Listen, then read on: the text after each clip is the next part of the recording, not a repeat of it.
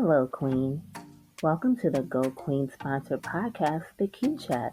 I'm Sharonda Armstrong, your host, and today we have a truly special episode for you. We are so honored to be joined by an incredibly talented actress, a true icon in the entertainment industry. You may recognize her from the classic film A Bronx Tale or the cult hit Belly. Today, we have the privilege of sitting down with the one and only Taral Hicks. Taral has graced the screen with her mesmerizing performances, capturing the hearts of audiences worldwide. But today, we're not just diving into her iconic roles, we're getting an intimate look at the person behind the talent, the journeys, the challenges, and the triumphs. In this exclusive interview, Taral opens up about her experiences, reflecting on her incredible career, and offering insights into her upcoming project, The Agnostic. So sit back, relax, and join us as we embark on a journey with the phenomenal Taral Hicks. Without further ado, let's dive into our conversation. Kesme, she's a queen. This is dedicated to all my beautiful queens, all my beautiful ladies out there. She's a queen. Go queen. You got it, girl. She's a queen. You better represent. Go queen.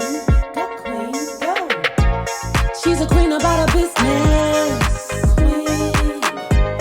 Working hard on a mission. Yeah. Head high, purpose driven. Purpose driven. Crown no never tilted. Queen. Go queen. Go queen. Go queen. Go. Represent. You're a queen. You're a queen. Oh. So thank you guys for joining another episode of the Q Chat. Today I'm having the wonderful pleasure and honor of interviewing Miss Taral Hicks. You all know Miss Taral from her iconic roles from A Bronx Tale and Belly, and she's an awesome singer as well. She has a new project coming up entitled The Agnostic. So we're going to chat it up about this upcoming role that she has and also some great moments that she shared with us over the years. We're going to chat it up about that as well. So how are you doing today? I am doing wonderful, getting ready for this beautiful holiday season that we're approaching, and just thankful for everything in my life.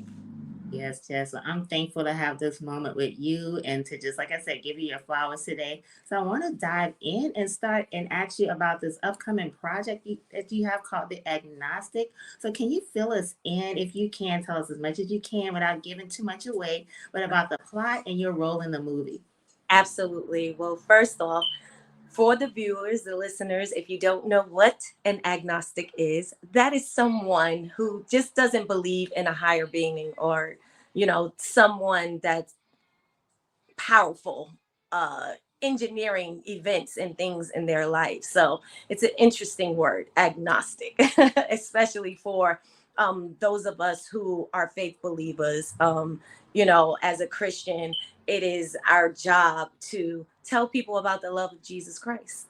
And so the agnostic touch on that. It's a warm film about love, faith, honesty, hope, trust, belief, miracles, and it feels good. It's a great movie to watch with your family. And afterwards, I believe that there are going to be a lot of faith walkers. Awesome. So what about your role? Because I did get to see the trailer. And how did it feel? Because like I said, I know that, as you mentioned, for believers, we know that we are supposed to talk about God and Jesus Christ and the things that he's done for us. So how important was it for you to be a part of something like this?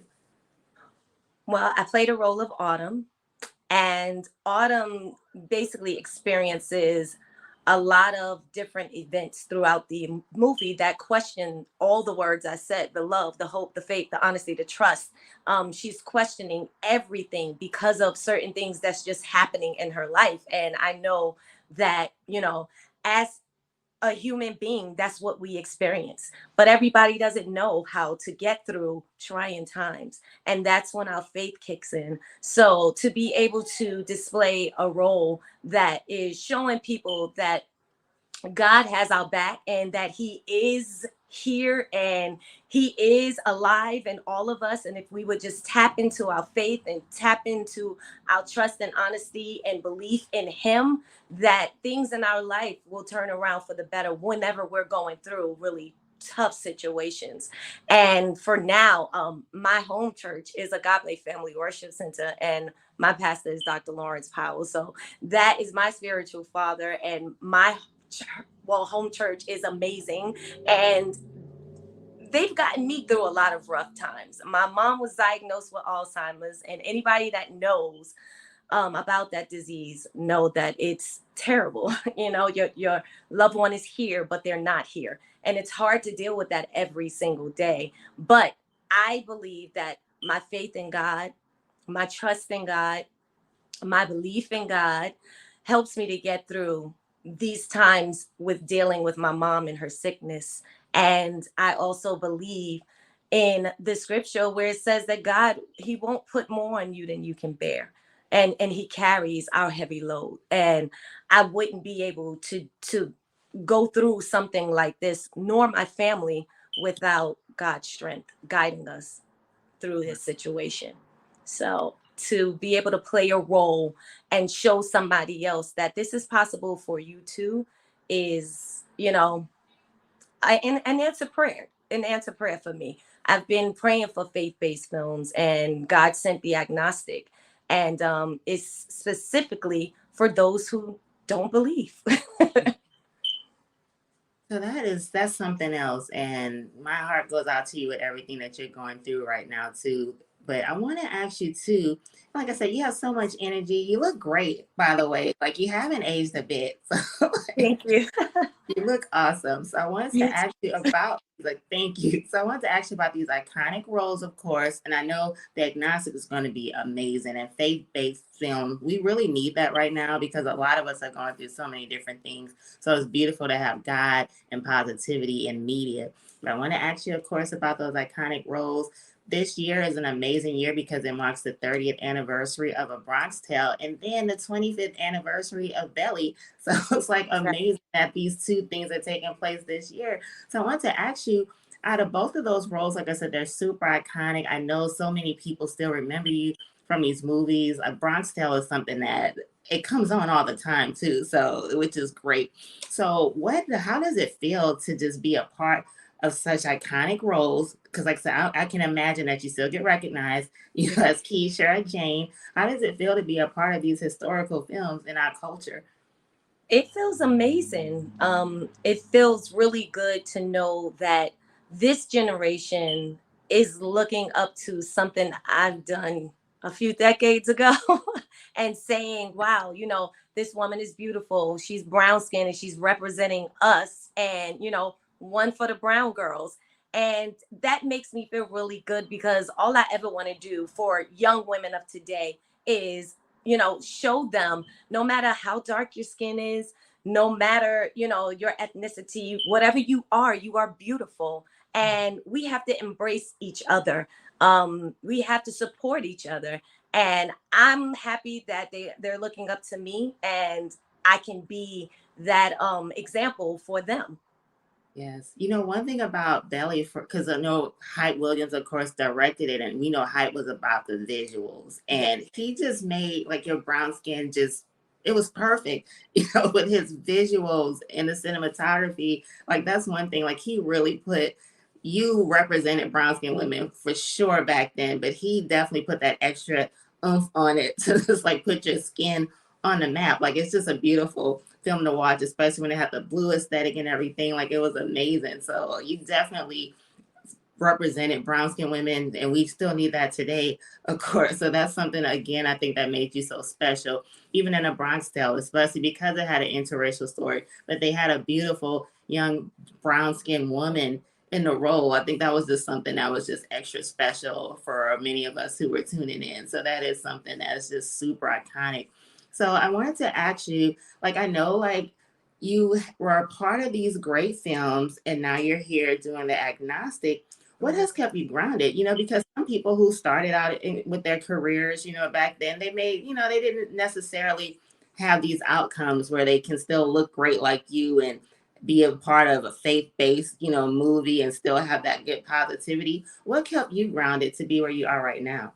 Honestly, really my faith in God and my belief and just staying in his presence and close to him and not, you know, basically not ignoring the spiritual side of me, because my grandfather was a preacher, a pastor, rest his soul. And my family, we come from, church. And I always had a relationship with God. And because of that, I think that, one of the things that he's blessed me with is perseverance and preserving who he made me to be.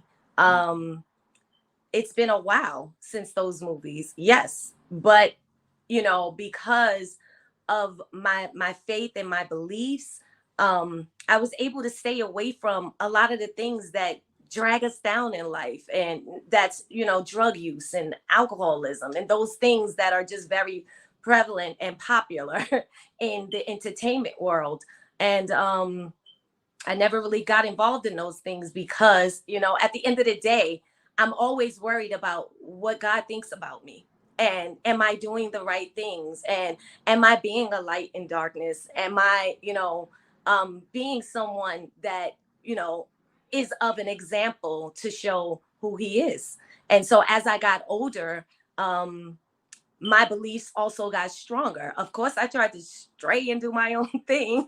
And he reeled me back in and was like, no, you're not going to sink into depression because this didn't work out. No, you're not going to, turn to drugs and wreck your whole life. No, you're not going to do that. And my family, I thank God for my family. I have a wonderful husband that supports me, and we've been married for 24 years. And I mean, we're in love. We love each other dearly. We have two kids, and well, now one is grown, and I have a 13-year-old. But they keep me grounded, and it doesn't matter what the world has to offer. As long as I have them, I have everything. Wow, that is something else. And that's beautiful, beautiful, beautiful. What advice would you have for other young women? Because I know women right now, young women in the industry, guys too, of course, just young people in general that are in the industry. I know that they're dealing with that struggle with, trying to make it in this world, follow that profession. But there's all these different temptations and these bad things that exist too. And even as you mentioned, growing up in the church, I know there's probably some people who may be struggling to have that balance and being in this world and still holding on to their faith and being unique. What advice would you have for those young people? One thing I would say is definitely, build a relationship with God. Prayer works. I started to pray to God about the things that I wanted to happen in my life moving forward since those movies. And I can honestly say that God has given me an even balance of everything, family, my career, my life in general. But I don't know. I pick my life apart and I'm like, you're a superstar, but you're like a regular girl too. You know what I'm saying? So it's like, it humbles me. I am a caregiver for my mom, you know what I'm saying? And I take care of her along with my dad every single day. And it's a humbling experience. So I would say to girls coming up in this industry, be careful, be watchful, pray, talk to God, and just make sure that whatever you're doing, that at the end of the day, you're going to be proud of yourself, but God's also going to be proud of you as well. Awesome. Do I have to? But do I need to? Look around you, Autumn. This lifestyle comes with a price. Hello? What happened? No! We always know. I suspected it. I just chose to turn a blind eye, and it's obvious Jamal didn't. And you guys just walked around pretending like everything was okay. That terrifies me, Mom. I need to hear everything from the beginning. Hey, I'm Taral Hicks, and you're watching the Q Chat with Geaux Queen. Awesome. So one other thing about you, you have a beautiful voice. So have you ever had any thoughts about possibly doing any feature albums? Do you have any music aspirations as well? Absolutely. So entering into the new year, I'm definitely going to be working on new music. Some of it will be inspirational, some of it will be love music, because I feel like we don't have enough music out there right now just talking about our love for that significant other without all the extras, and you know what I mean by extras. So yeah, I want to be able to put it on, and the kids can see, oh, this is what it's supposed to sound like, and I can actually listen to it too. So Yeah. yes, and that this is how my, parents are supposed to be, or this is how I'm supposed to feel if I'm entering into a relationship. And I think that's what's missing today, when we had songs that like Tevin Campbell made, and those good feel good songs like Tony Braxton made. We just, it's this, I want that to come back. So I hope to impart some of my, music in today's world, and really be an expression of true love. Yes, yes, that good old R&B. Like we need Yes, some more R&B. So, good old R&B. Yes. so I want to go back and ask you, with your past iconic roles, are there any particular highlights that you just will never forget to this day? Like maybe in your experience working on a Bronx Tale, or working on Belly, with DMX and people like that. Are there any particular highlighted memories that you'll never forget? I will never forget um, landing the role of a Bronx Tale, and my first acting coach ever being Robert De Niro. I mean, he really guided me through that role. He told me exactly what he wanted from me, how to do it, and I just executed it. And from that, taught me how to be an actress, working with him. And he's one of the greatest, between him and Chaz Palminteri. And then on Belly, I mean, Hype is a genius, of course. And getting to work with DMX, who is amazing as well. I mean, that man's memory is like none other. Literally, the first day we did the table read, he came knowing all the lines. Like he knew the whole script, and that's incredible. Mm. And just his personality, his family, his wife was on set, and they were like just really nice, cool people to work with. And rest his soul. I do wish that he was still here with us, because I believe that he had so much more to give.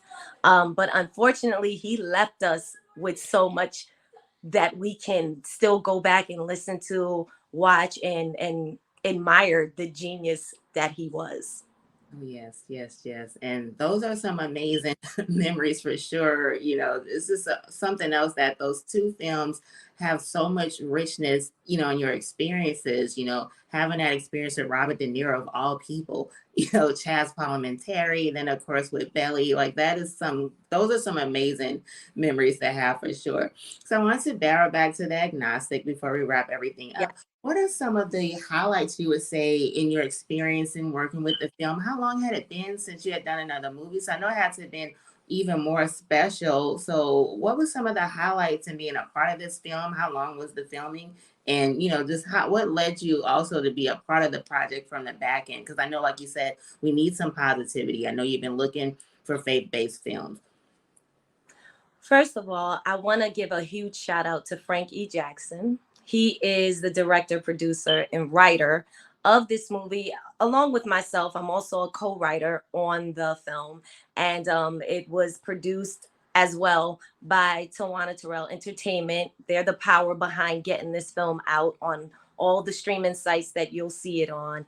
And it was a great experience working on this film. We shot it. It took us maybe about a week to shoot it, and we were working full days, adding and taking away as we went. So to be able to be a part of the creative process was great for me. And prior to this, I just finished wrapping up Gaslight, which you can also stream right now on Apple and a lot of the streaming sites as well. But Agnostics was like very special to me, for one, because again, I got an opportunity to be a part of the creative process. And working with Frank, he's so particular as far as how he wanted everything. And I'm like that too. So whenever I get a director that's nitpicking and just want everything to be perfect, I love it, because that shows your interest in this film, in this production, that you want it to be successful and go well. And I always want to be a part of something that the director wants to just put their all into and give it all they got. And so once I saw that, when I see that, I'm all in. I'm like, oh yeah, we gonna push this. We're gonna make this work. I'm gonna give my best. You're gonna give your best. And what happens in return when you do that is that the viewers are watching something with passion, with heart. And that's all we wanted to bring across, something that was going to touch families across America, and something that felt good. I think right now TV is kind of stuck in the drug game, and all the stories that we've seen over and over and over again. They're being revamped over and over and over again, but this is something different. And it embodies love and real people situations, real experiences. But at the end of those experiences, there is a positive. And I just feel like the world needs a positive right now. And I'm happy to be a part of something that's going to uplift someone in America.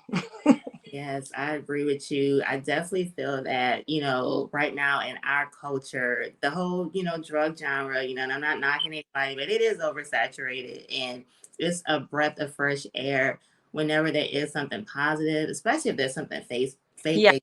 Well, I feel like there's always room for that, because even though it may seem like that's, the hot thing in media right now, we do need to balance that out, and we need positivity, especially the world we live in now. We need to tune in and not have profanity all the time, not have things that are influencing our young people to go in another direction. We need something positive. So I just think it's amazing, what you're a part of, and I'm definitely excited. I can't wait to see it, and I know it's going to be great.